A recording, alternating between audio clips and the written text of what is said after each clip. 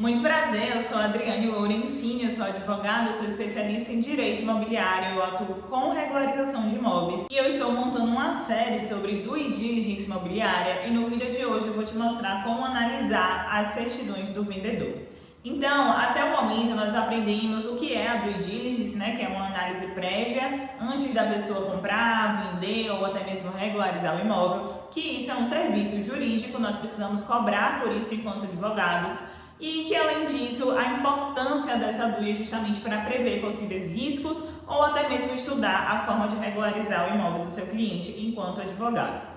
Então, para além disso, nós entendemos também o porquê que a matrícula é o documento principal, porquê que nós devemos analisar os documentos do imóvel, principalmente emitir as certidões que existam débitos sobre aquele imóvel, certidão de IPTU, certidão de condomínio, analisar também os respectivos alvarás, identificar irregularidades em relação àquele imóvel. E hoje nós vamos aprender a analisar as certidões do vendedor.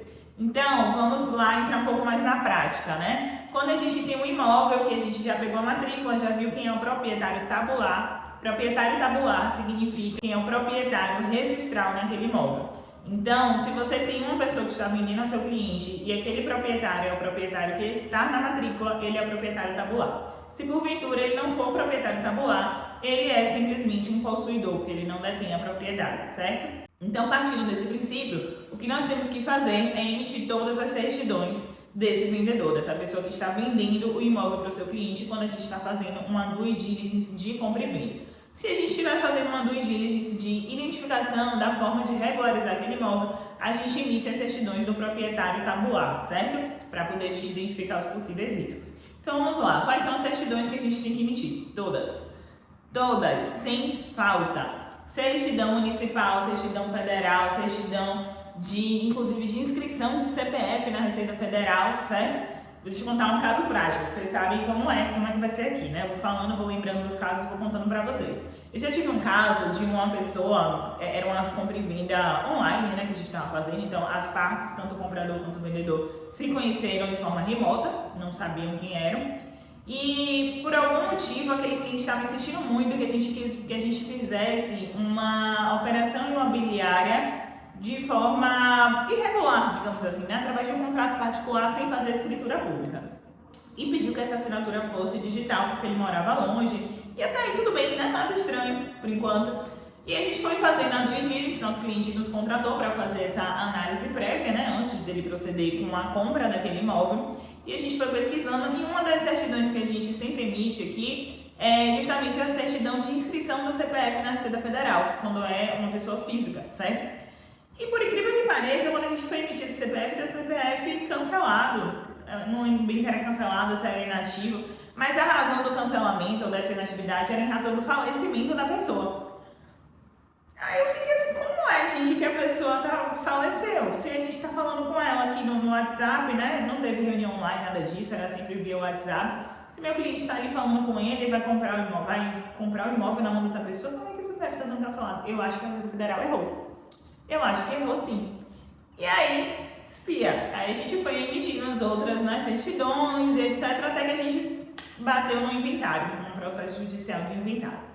A gente descobriu que, na verdade, tinha uma outra pessoa se passando pelo proprietário tabular, pelo vendedor, que na verdade esse vendedor já tinha falecido e essa pessoa estava tentando vender o imóvel, se passando por uma pessoa que já morreu, inclusive se comprometendo a assinar digitalmente, Como a assinatura digital, dependendo da plataforma que você utiliza, não tem foto, vídeo, nada disso, ele conseguiria facilmente assinar digitalmente para aquela pessoa se ele tivesse talvez o e-mail dessa pessoa, acesso ao e-mail, algo desse sentido.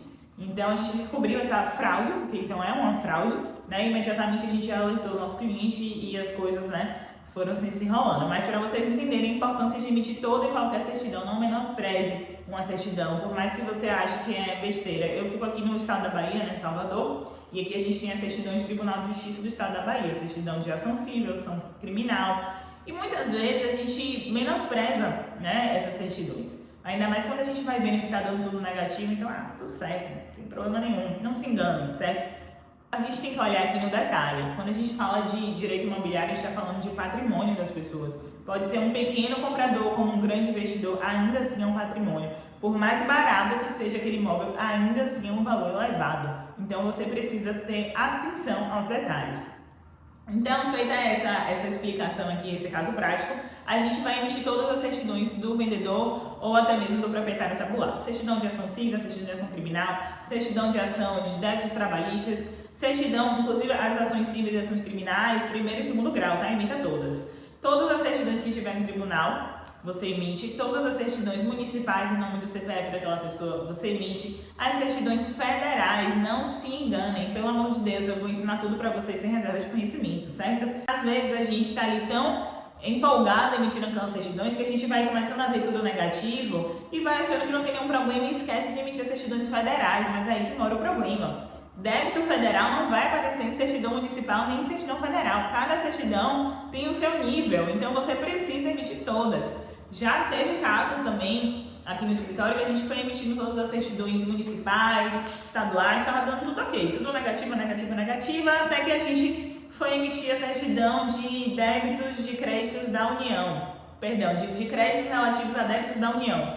E aí quando a gente emitiu essa certidão, pronto, apareceu lá o débito enorme, quase do valor do imóvel que essa pessoa devia. Inclusive já estava em processo de execução, esse imóvel já estava lá na lista também. Então foi realmente um ponto assim bem alarmante. Por isso que eu digo, não menospreze o poder das certidões. Mas, para além disso, ao mesmo tempo que eu digo para vocês, não menospreze o poder das certidões, eu também digo, não confie somente nas certidões. Sabe por quê? Porque muitas vezes quando o processo ainda não foi finalizado, né, não foi transitado em julgado, esses processos podem não aparecer nas certidões. Para além disso, eu indico vocês também emitir, quando a gente está falando aqui de pessoa jurídica, né, que aí a gente está falando ou da compra e venda ou da regularização do proprietário tabular, às vezes a gente tem ali que é uma empresa, né, que é proprietário, às vezes é uma empresa que está vendendo, e aí para além de todas essas certidões em nome da empresa, eu indico também que vocês façam a emissão das certidões dos sócios dessa empresa. E aqui muita atenção, né? Porque a gente tem diversos tipos empresariais. E aqui vocês vão ver que o direito imobiliário ele vai linkando um pouquinho de cada área, né? Então a gente tem ali o direito empresarial que tem vários tipos de empresas. Temos a LTDA, temos SA, temos o MEI também, né? Temos vários tipos empresariais. E aqui a gente precisa ter um pouco de conhecimento para poder maldar também em alguns casos. Eu já tive caso, por exemplo, de uma SCP, que é uma sociedade de conta participação, que na SCP a gente tem a permissão de ter um sócio oculto, né? Um sócio que não aparece ali na linha de frente. E aí a gente viu essa empresa, a gente começou a emitir as certidões, estava dando tudo negativo, tudo certo. E aí eu sempre falo para minha equipe aqui, emita as certidões dos sócios, mesmo que esse sócio seja um sócio oculto. Então a gente emitiu todas essas certidões e aí apareceu um processo judicial que tinha relação com esse imóvel, que estava em nome do sócio oculto e que não apareceu na certidão da empresa, da PJ. Por isso que eu digo, ao mesmo tempo que você precisa emitir todas as certidões, não confie só nas certidões. Por que eu te digo isso? Justamente porque eu já passei por algumas situações que não apareceu o processo na certidão da PJ, mas apareceu o nome da pessoa física e ainda essa pessoa física era o sócio oculto da empresa. Então, é muito importante a gente ter atenção. E, além disso, ainda seguindo a linha de raciocínio de emita certidões, mas não confie só nas certidões, faça uma busca também no PJE, no Projude, faça também uma busca no PJL da Justiça Federal para poder tentar identificar, né, se existe algum processo que porventura não apareceu na certidão, que já me ocorreu também. Então, tudo que eu falo com vocês aqui não é só o que está na lei ou o que a gente deve ou não fazer, é também a experiência, a prática, né, o dia a dia nos ensina muito. Então, eu já aprendi e tomei na cara mesmo de processo judicial que não apareceu em certidão, mas quando eu busquei lá no PJE, daqui do estado da Bahia, ou o Projude, por exemplo, também aqui tudo da Bahia, né, que eu atuo, a maioria da minha atuação é aqui, apareceu vários processos judiciais e processos judiciais que tinham relação com o imóvel, certo? Então, muitas vezes esses processos não estão averbados na matrícula, também não aparecem nas certidões, mas cabe a nós, enquanto advogados, atuarmos ali um pouco como Sherlock Holmes, né, como investigador, para tentar identificar esses processos. Bom, uma vez feito isso, lógico que eu acredito que seja óbvio, mas o óbvio também precisa ser dito. Se você identificou algum processo que tenha algum tipo de relação com esse imóvel, analise o processo, estude o processo, veja se ele apresenta algum risco para o seu cliente, se está comprando aquele imóvel principalmente, mas em caso de regularização, de que forma isso pode interferir na regularização. Já tive caso também de um cliente que nos procurou, a ideia dele era fazer uma luz capião do imóvel, e geralmente alguns clientes já vêm com essa ideia, né? esse mito da usucapião, que é o caminho perfeito. Mas enfim, chegou com essa ideia, a gente começou a fazer a due diligence e identificou um processo de usucapião naquele imóvel. Acredito que inclusive já tinha 7 anos. 7 anos no processo de usucapião, que ele nem sabia que existia em relação àquele imóvel que ele estava ocupando. Então a gente fez essa pesquisa, por isso que é importante analisar, porque obviamente se já existe um processo de usucapião, a gente tem que entender, né, até que ponto vale a pena ou não, nesse caso não, regularizar por essa via e de que forma a gente poderia reverter isso em favor do nosso cliente. Além disso, uma outra certidão que muitas pessoas às vezes ignoram totalmente, que é a certidão de protesto. Gente, a quantidade de vezes que eu já vi cliente que tem dívida protestada com valores altíssimos, mas que ainda não existe um processo judicial sobre aquela dívida, é absurda. Então, assim, a certidão de protesto, ela é uma certidão paga, certo?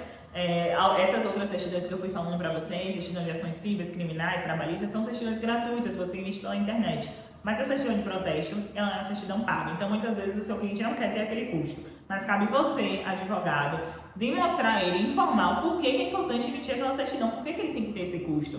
Então, a gente sempre faz esse trabalho aqui de informar, de falar, explicar para o nosso cliente. A certidão de protesto é uma certidão que ela não pode ser simplesmente ignorada, porque podem ter dívidas protestadas e dívidas, inclusive, que podem recair sobre o patrimônio dessa pessoa que está vendendo, que no caso seria o proprietário tabuar, e podem recair sobre o imóvel que o seu cliente está comprando. Então, é realmente necessário ter muita atenção sobre isso. Então, emita essas certidões, não ignore. Outro ponto também importante para eu trazer para vocês é que se o vendedor ou o proprietário tabular for uma pessoa jurídica, é importante que você emita na junta comercial os atos constitutivos dessa empresa. Você precisa entender quem são os sócios. Você precisa saber, né, se dentro daquela sociedade existe um administrador ou não. Assim, em regra, eu gosto de emitir certidão de administrador, tá? Em que pese não ter interferência direta ali na sociedade, mas por cautela, né, eu gosto de fazer essa pesquisa. Eu sempre digo aqui que a gente tem que errar pelo mais, né? A gente tem que pecar pelo excesso. Então, não custa nada, literalmente, porque essas certidões são gratuitas, vai custar o seu tempo, mas eu entendo que faz parte de um bom trabalho. Então, emita essa certidão, certo? Em nome dessa sociedade, emita a certidão simplificada da empresa. A certidão simplificada a gente emite no site da junta comercial. Você vai ver nessa certidão quem são os sócios, qual é o capital social da empresa. Você vai ver algumas informações empresariais que são importantes para você entender até mesmo quem vai assinar pela empresa, quem pode representar. Será que a pessoa que está ali tratando com o seu cliente realmente poderia estar tratando? Será que ela tem poder para isso dentro da empresa? Então, já tive casos, por exemplo, de uma empresa que ela tinha 2 sócios, não era uma pessoa física, uma pessoa jurídica como sócio da empresa, e dentro desse contrato social dizia que apenas as 2 partes poderiam negociar ou assinar qualquer tipo de compra e venda relacionada ao imóvel objeto daquela empresa. E no caso do meu cliente só tinha uma pessoa negociando com ele e uma pessoa inclusive tratando, né, de valores, etc. E aí a gente conversou com ele, demonstrou como é que estava ali no contrato social e imediatamente informamos a essa pessoa que estava vendendo para que acionasse também outro sócio referente às tratativas, para que ele inclusive ficasse por dentro dos e-mails que estavam sendo trocados em relação a valores, cláusulas específicas e outras questões, certo? Sem contar que essa pessoa vai precisar assinar a escritura pública, né? Então é importante que ela esteja ali por dentro dessas tratativas. Então é isso, gente. Acredito que eu dei um bom aparato para vocês, espero ter contribuído na formação de todos. Siga aqui o meu perfil, clica no sininho também para ficar por dentro das notificações, para ser avisado toda vez que tiver um vídeo novo nesse canal. Me segue também nas outras redes sociais, espero que tenham gostado desse vídeo. Até mais!